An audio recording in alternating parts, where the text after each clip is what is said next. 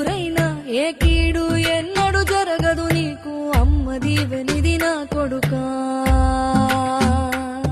ఈ దిక్కులు నీతో కదిలేను ఆ చుక్కలి దిష్టి తీసేను ఏ గాలి ధూళి